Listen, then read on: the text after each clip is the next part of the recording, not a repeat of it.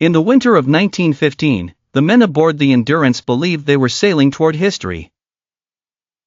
Ernest Shackleton had promised them a crossing of Antarctica, a feat that would test the limits of human daring. The Weddell Sea looked cold and endless, but not yet hostile enough to defeat ambition. On January 19, the ice closed around the ship.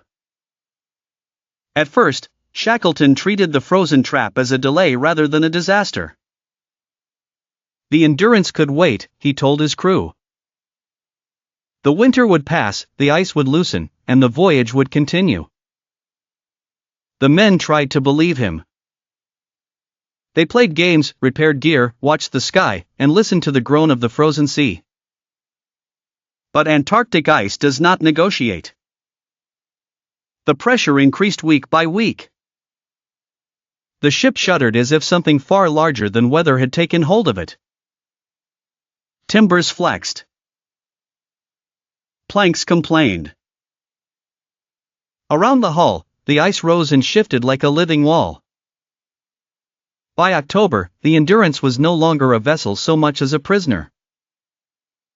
On October 27, Shackleton gave the order to abandon ship. The crew stepped onto the ice with their supplies, their dogs, and a few salvaged essentials, turning back to look at the ship that had carried their hopes south. It remained behind them, silent and trapped, while the men began the far more dangerous task of staying alive. A month later, on November 21, the Endurance disappeared beneath the ice. The sea voyage was over. Survival had begun.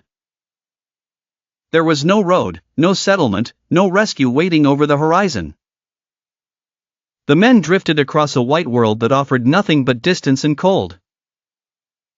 They lived on ice floes until even that became impossible. In April 1916, they loaded 3 small boats and fought their way to Elephant Island, a barren place that was still far from safety. Shackleton then made a decision that would define the story.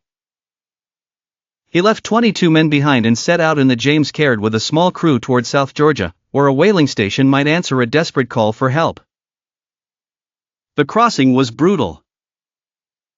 Waves struck like steel, sleep came in fragments, and the sea seemed designed to erase them.